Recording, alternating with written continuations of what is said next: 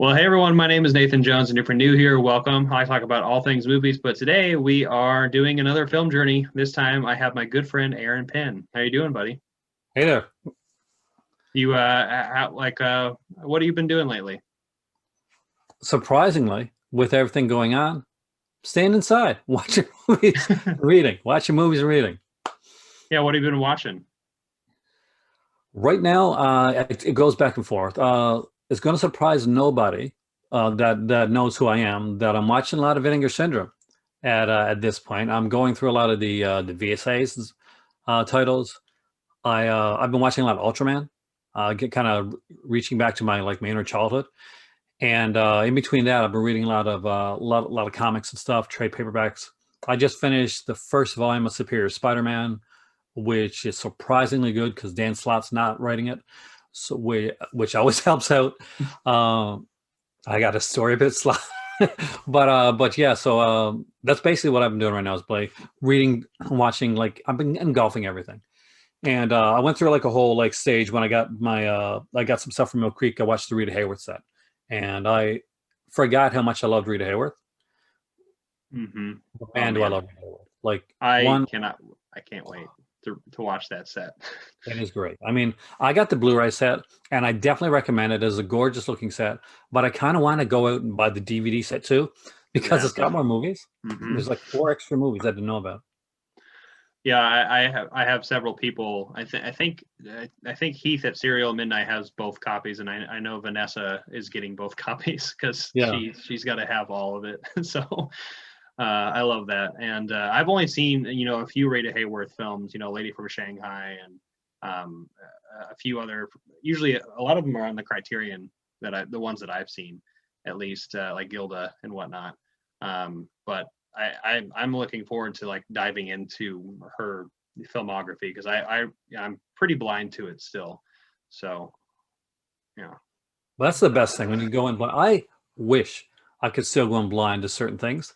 Like people say, "Well, did you discover anything new?" And I'm like, not a lot, unfortunately, because I watched way too many movies when I was younger. But one I can say that I did discover, and I tout this one to everyone. Company called Fun City Editions put out a movie called I Start Counting with Jenny Agutter and Simon Ward and Barry Marshall. And I was like, this is like 16-year-old Jenny Agutter. So this is, pre-Walkabout and all that type of stuff, American Werewolf for London. And that is such a good film. It is such a good film, and I did not expect it to be as incredible as it was. And it was one of those movies that I liked so much that I sat down and I watched it. And then I watched the featurette with her interview.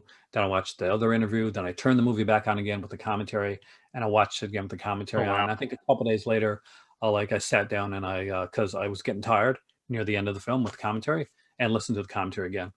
So yeah, Sam Deegan rocks with commentaries. Well, I mean, aren't those moments? They're rare, but I feel like they are the best, and I think that's kind of what we search for. We're going through the motions because I mean, both of us obviously, we've seen a lot of films, and we kind of start seeing to go through the motions probably. Yeah, Sometimes we're just going and watching this, like, yeah, that movie was fine, or like that movie wasn't as good. It's like, oh, that was a pretty good movie, or like I've seen this movie before. You have all those moods, but more rare you have the movie that kind of just takes you by surprise, that you're just like, oh wow, what is this? I've never seen this, and you're obsessed with it now. it's like you're. This is a horrible analogy, but it's like you're chasing the dragon to find those films that gave you that real big spark. Like the first one for me that ever did that was Black Christmas, like Bob Clark's 1974 classic Black Christmas.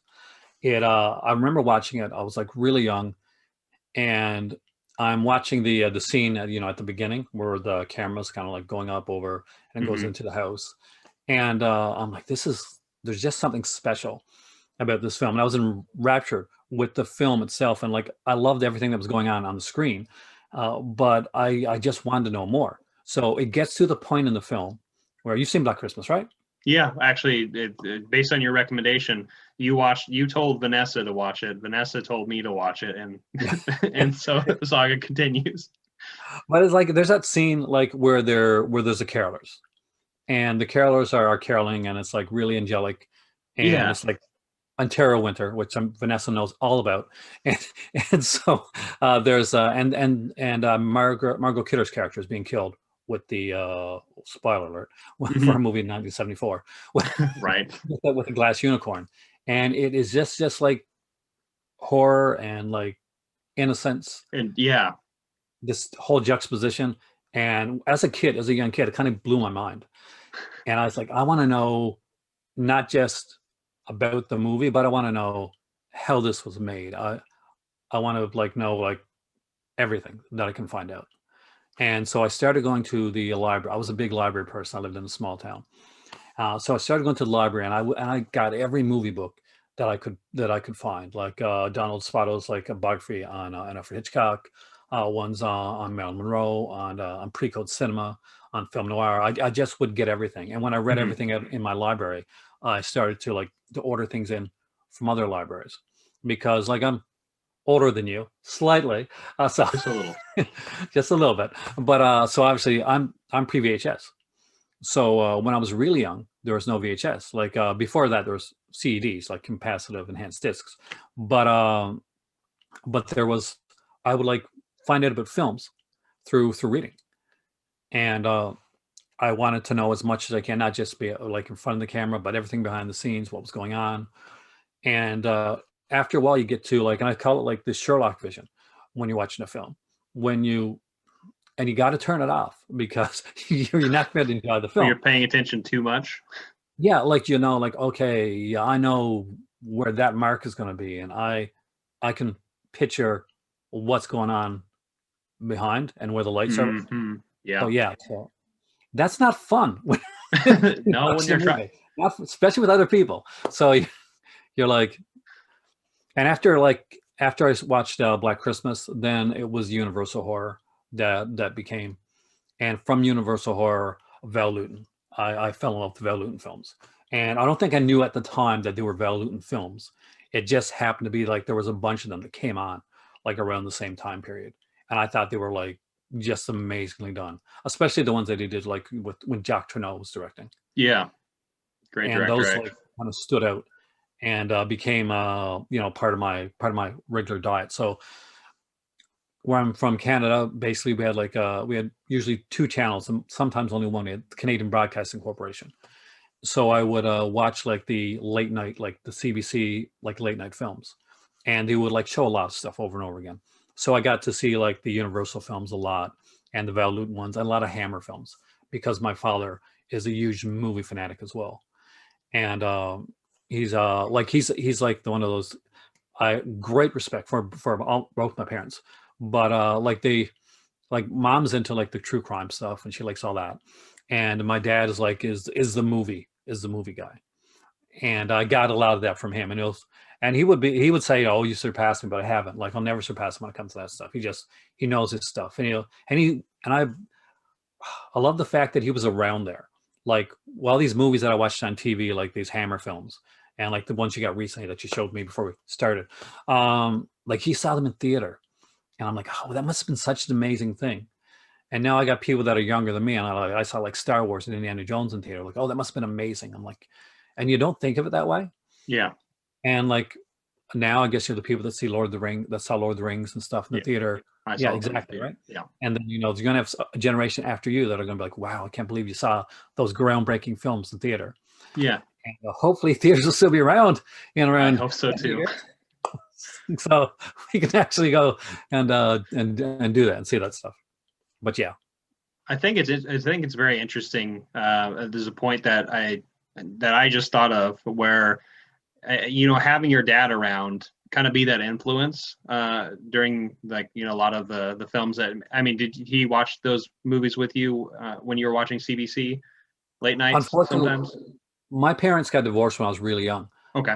Which was just so before it sounds awkward. It wasn't a bad thing. Like my parents are both fantastic people, but they were fantastic people with other people. Right. And I actually liked the people that they were with afterwards. So that's good. I'm very close to my stepmom and my mom's boyfriend. Is really, really cool people. So I never got to like grow up with my dad, but that was always there. Like The bond, anytime I got yeah. to visit him or something like that, we'd always talk film because it was something we connect on. And when I was like really young, he had these famous Monsters of Filmland magazines that would be around.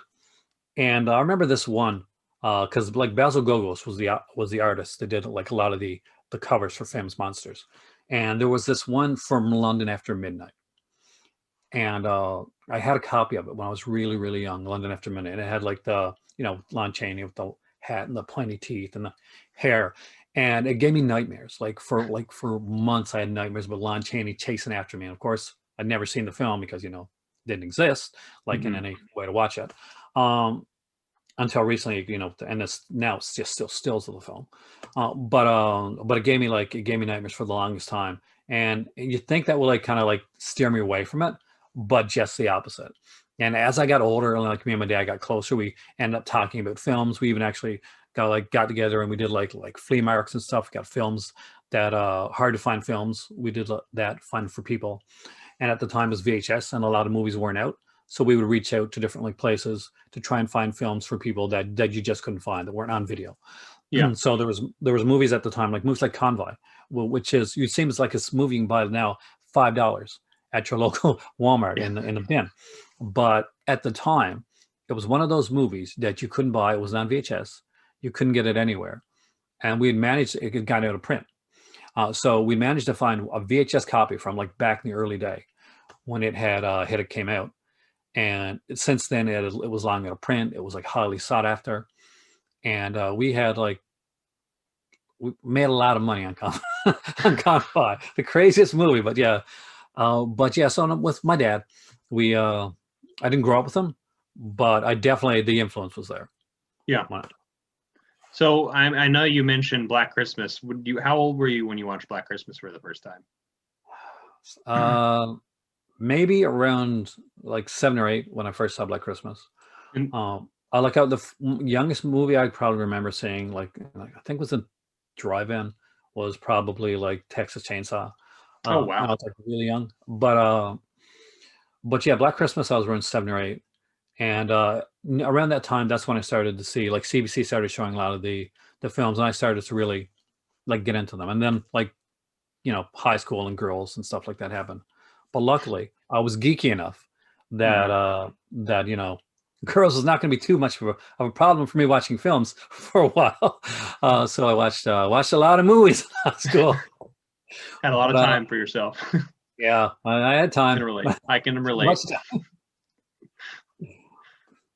But no, that's what those were the films that I fell in love with first. And from early on, I got into acting and like in school.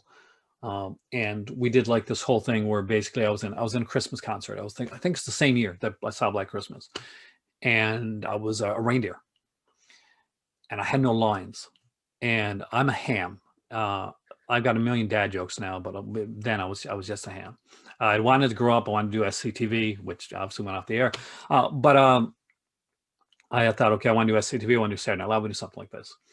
And I wrote my own line for the reindeer. So I'm like, okay, if I'm going to be on this stage, I've only got like a couple seconds on the stage, I'm going to be noticed. So we go through like a dry run rehearsal type thing. And I go out and I say my line. I was Comet. I can't remember what the line was right now. It was only something silly because I was a kid. And the teacher was like, "That's really great, Aaron. Can you write lines for all the other reindeers?" I'm like, "Damn, they're not special anymore." But I had to. I wrote lines for all the reindeers. Oh, they notice your talent. You're like, well, no, this is just for me. Now I have to do this for everyone else. Great. What have I done? Should have just waited for the final result when the concert happened. Then you could have done that. But rehearsal. You gotta go through it. I love it. I miss acting. That's one thing I do miss. Like in my, I miss that, and I think YouTube gives me like a bit of that. I don't get to act. I don't do skits or anything like that on YouTube. That's not my type of channel. I'm live, and I'm very gonzo, I guess, when it comes to the approach that I use, and that's on purpose because of some of my favorite. Like I went to school for journalism, and a lot of my favorite like journalists were like that. So I thought that would be a different approach to take, because I'd been on and I'd seen so many people that did these like, and I liked them.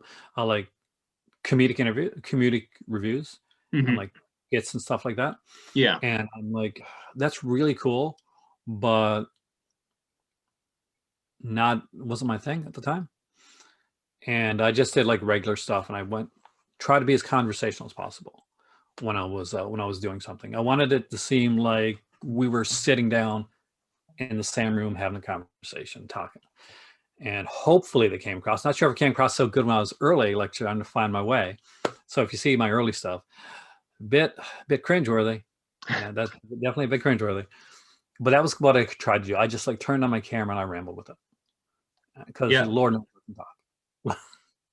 Well, I mean, I know the people who, do watch your channel now and know who you are. As somebody who is a fan, obviously, of your work and the conversational approach, I'm also very much in that capacity. That's another reason why I wanted to start this whole series. I mean, obviously, it's a little bit more scripted, I suppose, because, there's set questions and whatnot, and there's just between you and I, but it's a conversation. But Yeah, exactly. yeah, and I like that kind of raw element to it, because you're getting real reactions to things that you might have a little bit of knowledge kind of going into something, but you really don't know where it's going to lead. And I honestly think it kind of leads to the best result. And you got to see kind of the real opinion of the other person, or the real story that's going on, that, kind of just comes, I guess the seat of their pants kind of just all of a sudden.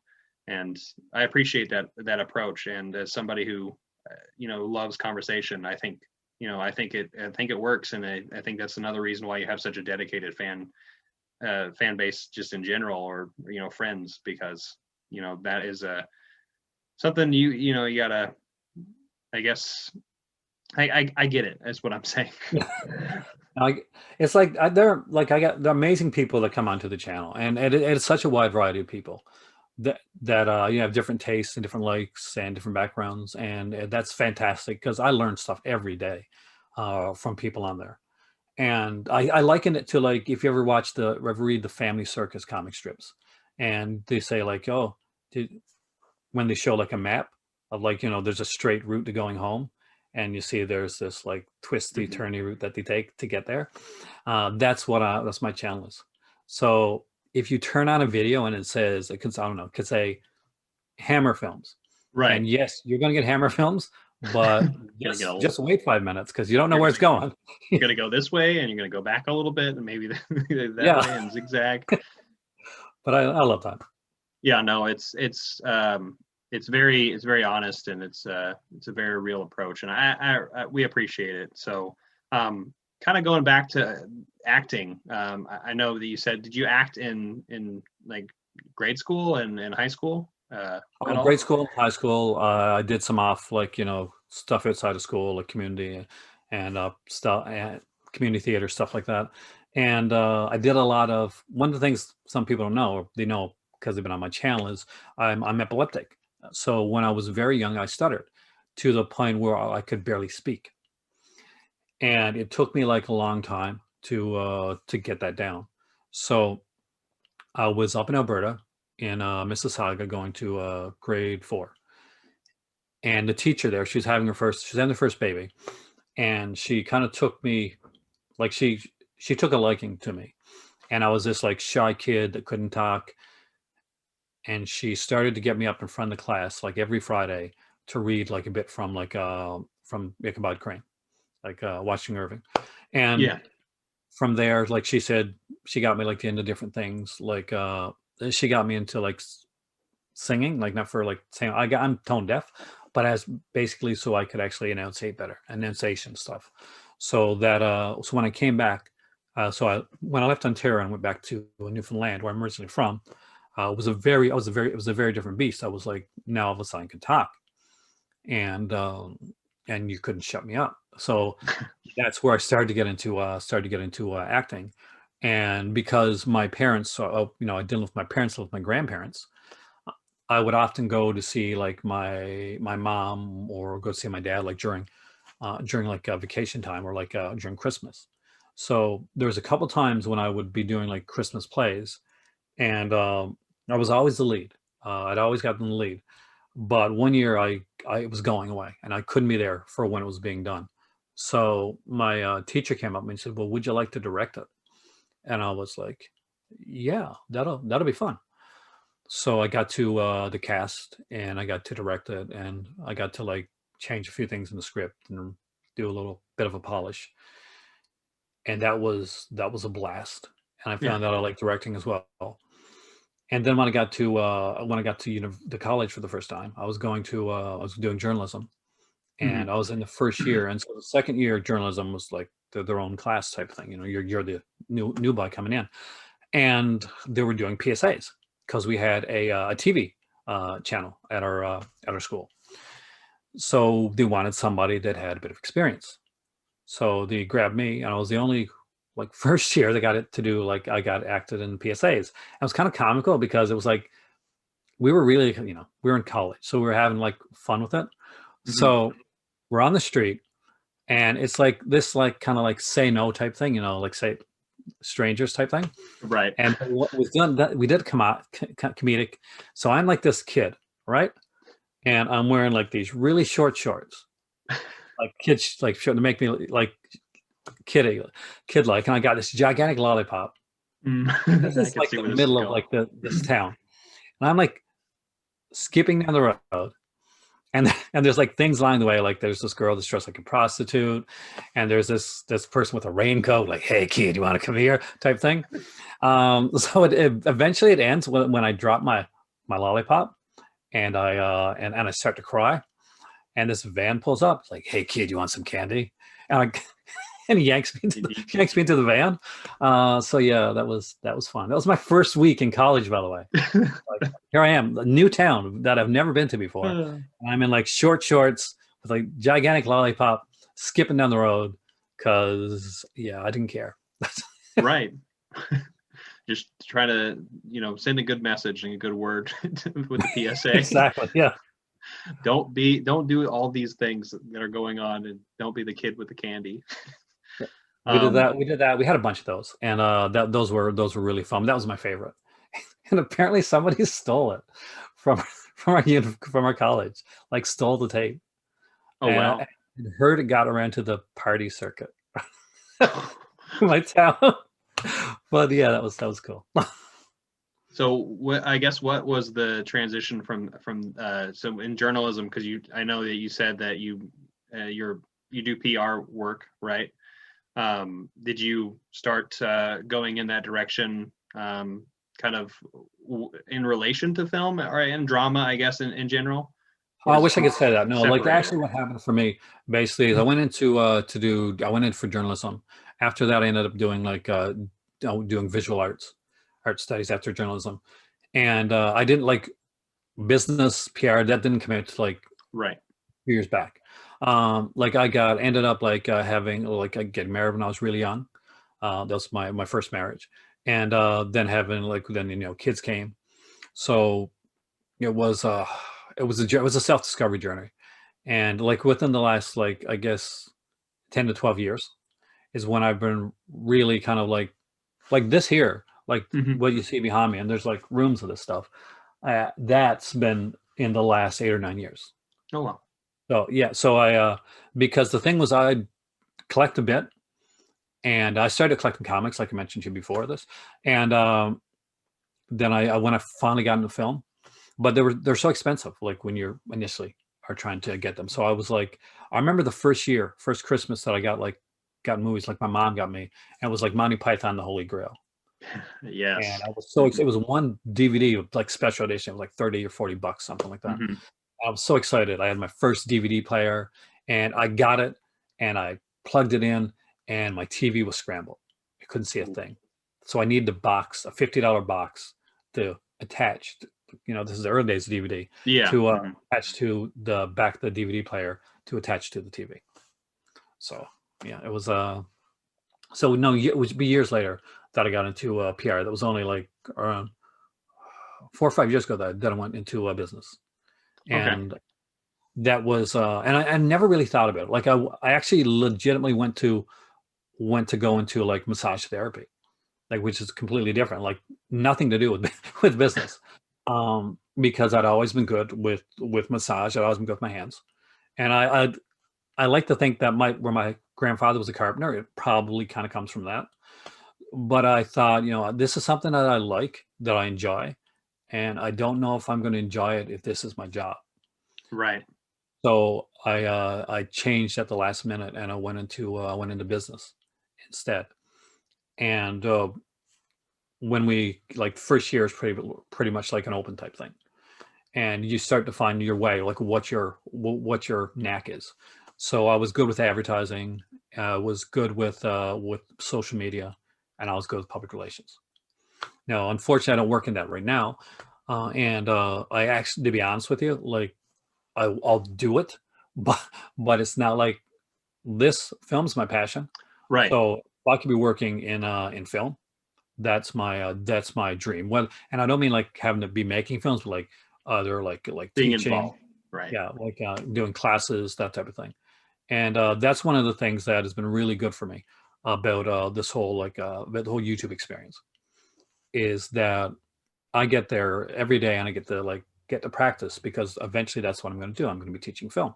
Hmm. Uh, I want to be able to feed off people, and I get to do that every day. When I'll get, there's times when I'll have the worst work day, and like the hardest, like crappiest day, where like people have been yelling at me for like 8 hours, and I will feel like I can't do this. I can't come on here.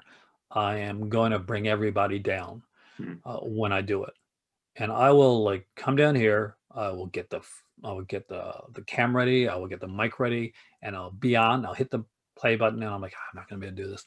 And I'll be like 1 or 2 minutes in, and I'm like, this is exactly what I needed. Yeah. And I'm so grateful to the people that come in, because like there are times that like I feel when I've been feeling extremely down, and these people have so much energy, and they're asking questions, and like things are coming back and forth, and I just I adore it. I adore the way and that's why like I don't use the word like kind of fan, because I know I'm Canadian. It's awkward for me. So this is, it's just the community. Right. It's I guess, community. Yeah. yeah. Because I feel like we're all on the same, we're all learning along the way. We're all on the same type of level. Everybody's at a different point learning. And doesn't matter where you're at. Like if you just started watching these films, like you could have just started watching Bergman. I don't care if you started watching Al Abson or Andy Milligan or any of those directors. Everybody's got something that they're going to bring into it that you haven't thought about, and that's going to like just spark something in you. And that's one of the things that I love, is that when I get a bunch of people in and we're talking, and they'll say something, and I'll be like, oh, I never thought of it like that. Hmm. And it's just it's a nice feeling.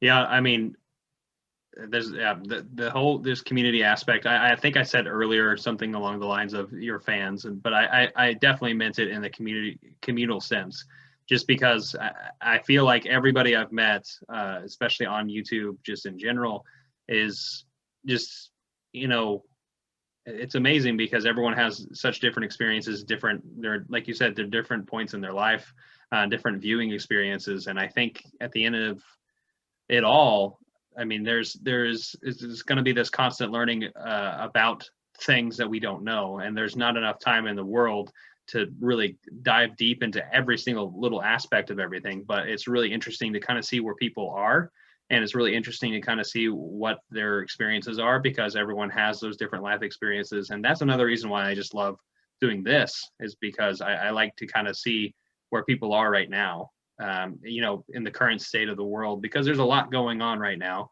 and in a year's time from now, it'll be completely different, and hopefully, and I think most of us will have different takes on different things, because it's constantly evolving. We're constantly learning from each other, and I think that's, like you said, when you come home from this really shitty day or something, just you're like, I don't know if I feel for it. today, and you just, sit down in front of, a camera, or you're talking to other people, they're not really there in the room, but they're there to be, there for you. They're there for each other. And it's not something you can't trade that. And especially with this community, because I kind of feel like, there are maybe some cynical people, sure, that exist in our community. But I think for the most part, though, I think all of us are very positive people, and we're all people that are, looking out for each other. And I really appreciate that aspect of this entire community. And I'm excited for the future, to be honest. It's the amazing part. I mean, we have an amazing community. We have like a lot of like friends that are in common, and people that I've met like recently, like thanks to you actually, because you actually got a lot of people together in the film community, which is greatly appreciated. So you're one of those people that actually brought people together, and people that I'd like watched, but I hadn't like spoke to, and thought about it. And there's people that like, especially when I see like younger people like doing this as well. Like there's like Bailey, she's super, like to me, she's like a kid, like my kid's age, but she's watching all this Criterion stuff, and I'm like, that's what I want to see with the with Right. younger people, with the younger community.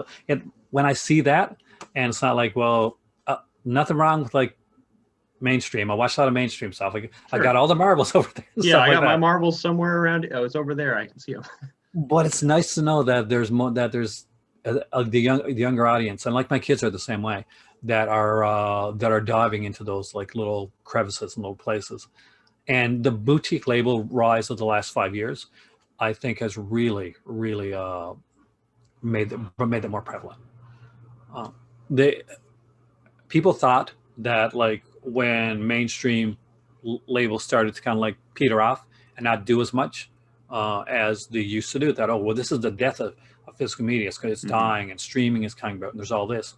And instead, it brought up this whole underground movement of all these boutique labels, from Arrow to Severin to Vinegar Syndrome to Mill Creek Entertainment to Blue Underground to Criterion and BFI and Eureka, and to see all these companies come to the in the foreground, and like to rescue movies that you never thought were going to be like, right. Like, I would never have said, man, I bet you Martial Law is going to get one of two is going to get a major release one of these days. No, that would have been something I said, one of these days I'm going to see a crappy copy of that in a bin somewhere. And now all these movies that legitimately were at one point were probably, if they were out at all, they were like on like EP releases on VHS tapes. Yeah. And with the crappiest quality. And you'd be looking through stuff at like your local Kmart back in the day. Yeah, Kmart. Oh, look, there's a Paul Naschy film, like Curse the Devil's here for $3 on VHS. I gotta grab that.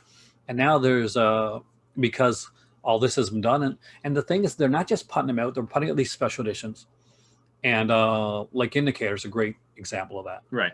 Like for years, like Criterion was like they were called the film school in a box, and I think Indicator has become a legitimately like a film school in a box, from their Guardian interviews that they do with so many like actors and directors, to like just the way that they get into they just really get in to the making of the film. I gotta get, like, I'm not sure if you got it yet or not, like but they put out like Blue Collar. It's a Paul Schrader film, which I adore. Yeah, I don't have it, but I saw that release. And it's got like a instead of a regular commentary, it's got a Paul Schrader doing a master class on screenwriting, and that is like the most amazing thing I can think of for like for feature on a film. And I'm a huge Paul Schrader fan. I just picked up I ordered Patty Hearst from Vinegar Syndrome. From the Vinegar Syndrome, yeah. One I never thought was going to be. That's not something at the time. Like when I started like doing Vinegar Syndrome stuff around 5 years ago, I never would have thought, well, I guess Patty Hearst by Paul Schrader is going to come out of Vinegar Syndrome.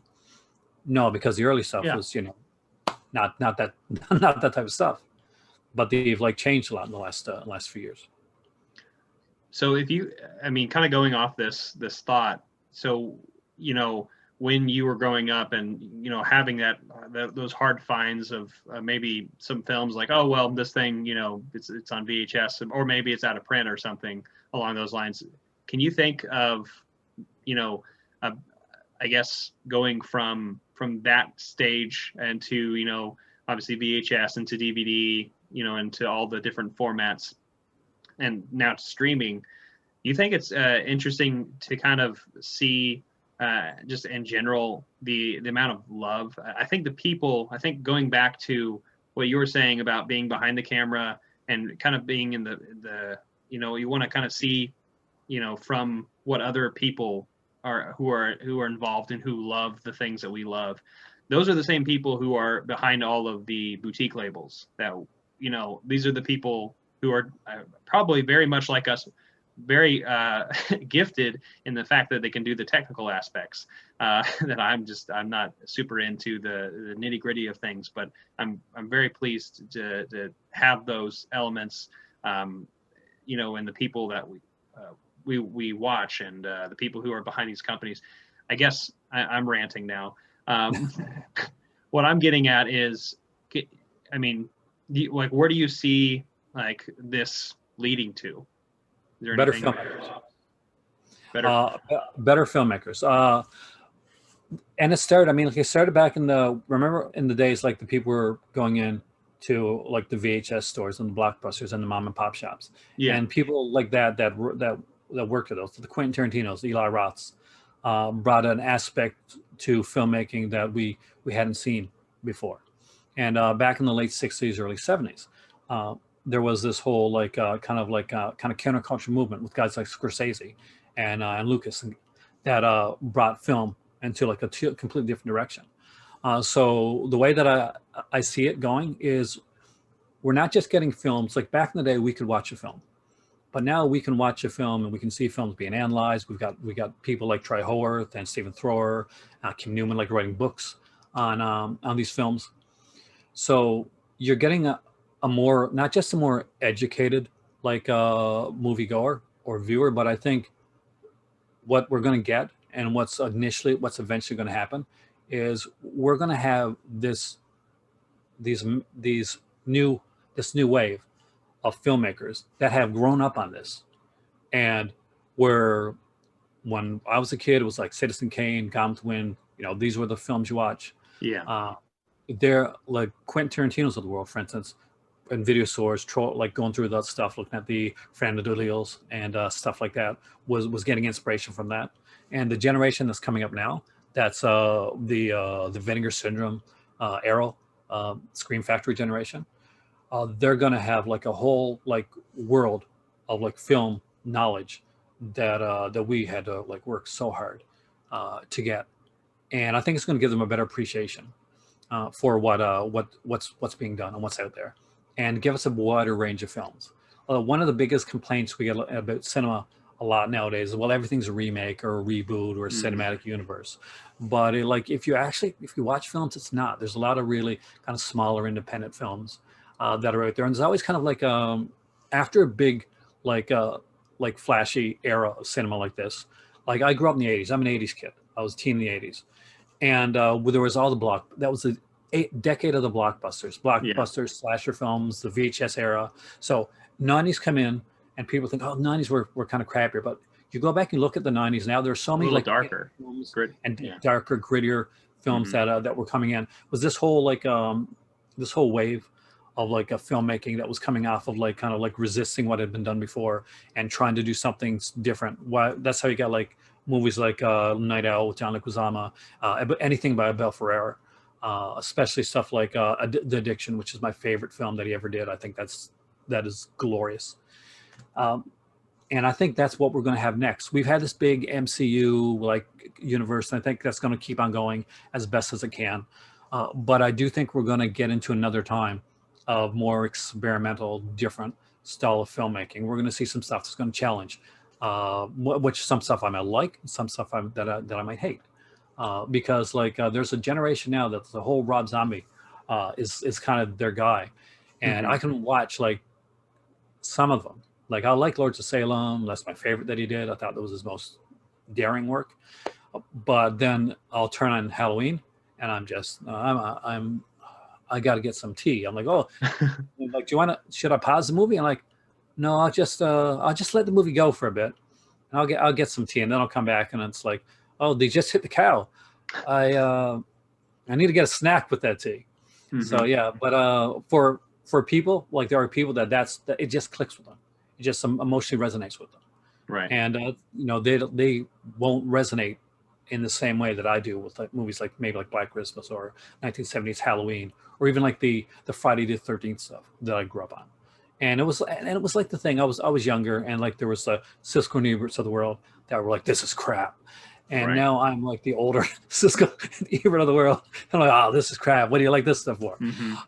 But Cycle. yeah, it is like you get it's like music, right? Like when I was growing Exactly up, like like music. my parents were like, oh, what the hell's that you're listening to? Turn that down. And nowadays, I'm like, no, I'm not like that because I'm still loving the music now. I love music. And for anybody out there, I recommend Anne and the Apocalypse. If you have not seen Anne and the Apocalypse, it is a glorious movie. Everybody should watch it. I remember seeing the trailer for this one in theaters. I still haven't seen it yet. A musical zombie film, right? Yeah, and Yeah. it is so much better than you think it's going to be. Well, it looked pretty charming, so I'll definitely have to check it out now. But this is all making me think. We kind of went from the beginning to the end, or the current evolution of what's going on at the moment. Where do you think movies play a role in your life right now? Movies for me, it's huge. I have a love affair with film and filmmaking. So at this point, it's my comfort spot. It's my bat cave. Uh, I always feel like I never want to get to the point where I feel like I know it. I always want to feel like when I put something in, there's something new to find out. There's something new that I can learn, and I'm fine at they say the older you get, the less you realize you know, and it's so true. No matter like what you do, Hmm. but for film, it's really true for me. And I'm on a point right now, and a point of discovery, because I went through I went through film noir, and the foreign Universal. I films mean, the foreign. like new wave, French new wave cinema, and I go back and forth on different ones, but Giallo is my love, and that's definitely something that I go back into, and like it just draws me in. I'll be like, I won't watch one for like a month, and then I gotta watch like 15 in a row, like one right after another. And I always get somebody that comes onto my channel and they said, I just started watching Giallo, or I'm gonna get this, and I get so excited because then I say, okay, you got to watch this movie, this movie, this movie. Hmm. These are epic, and these are really good. So that's that stuff like that. It's for me, it's a place of comfort. It's it's a place of happiness, and man, it's a place of learning. But above all, right now, like as in like in the moment, in this year, especially, it's a place of friendship. It's a place of community. And I'm so lucky to like have met people like you and Vanessa and Cinema Dave and Rob and all those guys, because that we're all different people doing different things in different parts of the world, but you got this love of film that connects you. And I feel like often I feel like the odd duck out, because I have like the weird or taste. Like I like the Francos and the Fulcis and stuff like that as well. And I got a complete Armando de Sorio, who did the Hmm. Blind Dead series. So I got a complete love of those. So I can be like talking about films with people, and we can be talking about it could be Chaplin, or just like or it could be Bergman, or anything like that. And all of a sudden I'll just mention like Wim Greffy, or Ed Wood or James Bryan, and it's just such a weird turn. But that's kind of the way I am. I have like I'm a contrast when it comes to films. Well, apologies everyone. Whatever I cut for this the Zoom call, apparently my computer froze, and so Aaron was in the middle of talking about the current state of film and our lives, and a lot about what the community has done for us. So I think that's probably where we would probably end on, is just what do you think about the current state of film and where we are on YouTube? I think it's fantastic. I mean, like, I'm I'm a positive guy, but like the people that have come up, especially I've seen like people come and go on YouTube. I've been around that long. It's like I've been coming out of the cave like the old man in Logan's Run. So, but but no, I mean it's a great time to be a YouTuber. In a way, it's a great time in a way that there's a great community. If you are coming on YouTube like now for like monetary reasons, not always the greatest time. No, right.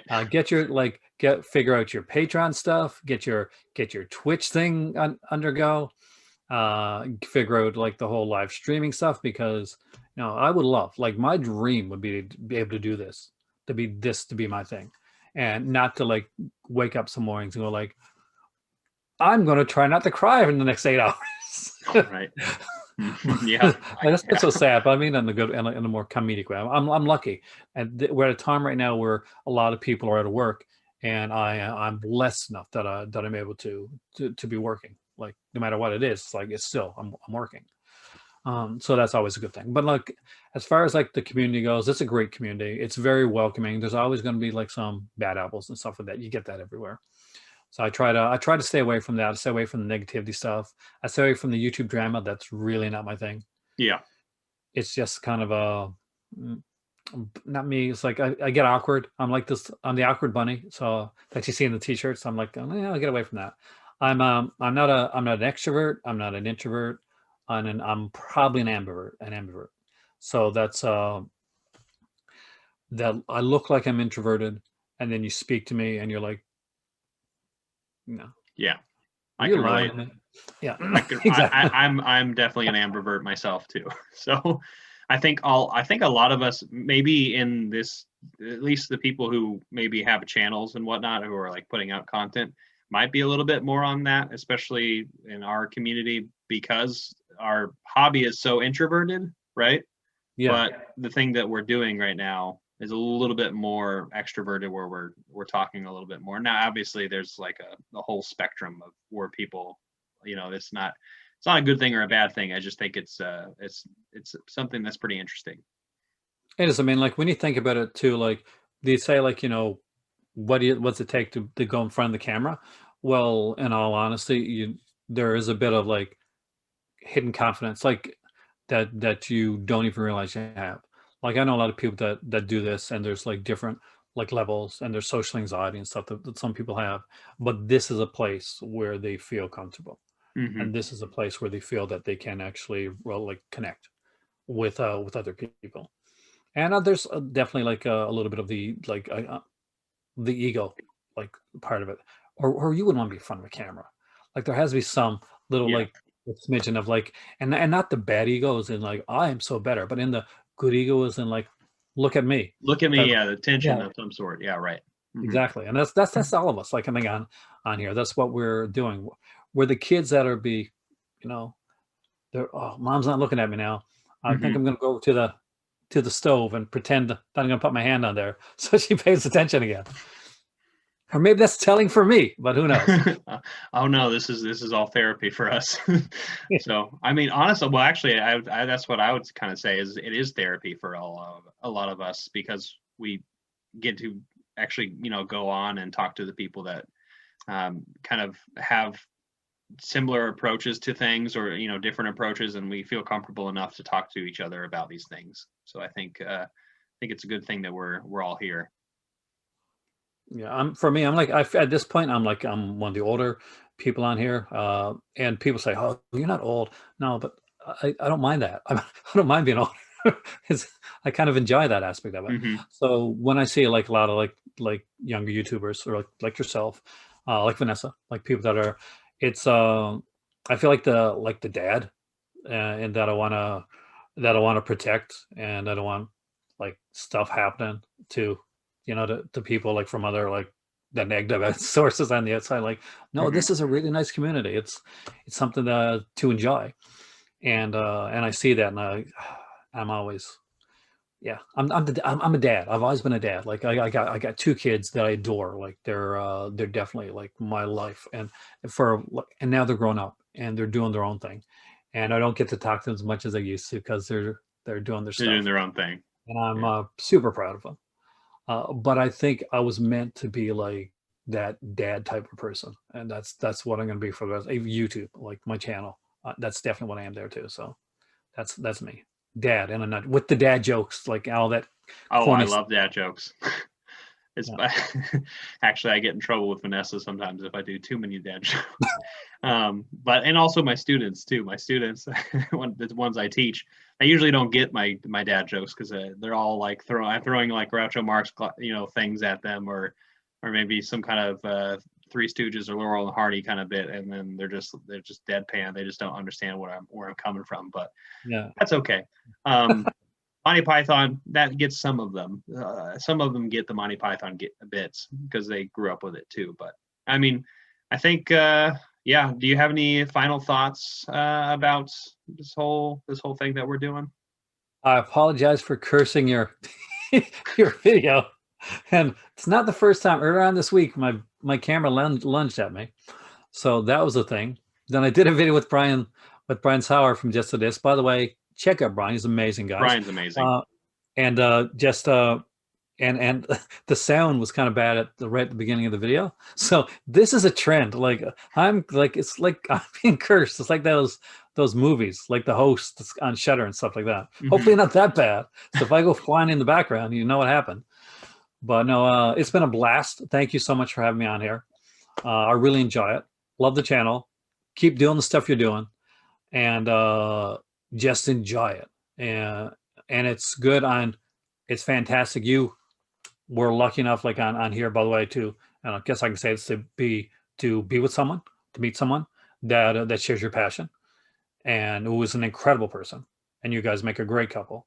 So putting that in there, and so hey Vanessa, Hey, um, Vanessa. but no, it's fantastic. Thanks you for so much having me on here, and yeah, it's always weird when I'm on somewhere because something strange happens. It's my blessing and my curse. This is life. Life is full of awkward moments, and I love it. And I I'm an wouldn't awkward trade. moment. I like that. I gotta write that one down for a later dad joke. So where can everyone find you, Aaron? Well, my channel, well, look up my name because when my channel came in originally, it was called Movies on the Rock, but it's called a cinema, and Aaron Pynn, Pynn, which was a source of great like humor when I was a kid because I was a writer. So, but yeah, just like look for Call to Cinema. I have like a YouTube channel. I do exclusive videos on my Patreon, and so check that out as well. Give to the poor. Uh, and I do like live videos. I do super chats. I'm going to be doing some, as you guys know, some quizzes, Mm-hmm. which are going to be fun. And I'm just getting my categories and stuff together. You guys kind of beta tested something from early on, which was really fun. It's a lot And of fun. yeah, Vanessa kicked your butt in the Yeah, end. she did. Well, I got her on 2 categories out of the You 5 did, that yeah. I think that we See, did. I meant to do like some like normal, pretty Mm-hmm. regular stuff. I want to do a Bond trivia night one of these nights and get into Go like the right Bond above film. me. Yeah. Like Top Bond, the Bond girls, the Bond films, stuff like that. So I figured that would be a fun one to go with because, it's a little bit easier. And I have like weird trivia knowledge. So I try not to put too much of that in there because Mm-hmm. people say that's too hard. I'm like, but that seems easy to me. Right. Yeah. Well, thank you, Aaron, for joining. And I hope everyone enjoyed Aaron's film journey and a lot of other things that are continuing to this day. And I hope everyone can be able to check out his content in all those areas that I'll be putting in the description down below. I want to say thank you once again, Aaron, for being a great friend, and I'm looking forward to many years in the future where we're just thinking back about this time right now. And Trip to England. Trip to England. trip to England. Here we're gonna go.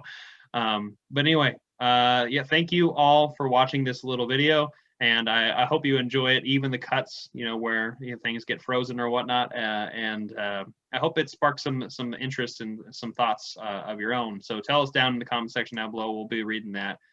Thanks again for watching this and joining us, and we'll see you next time. I'm not jonesing around.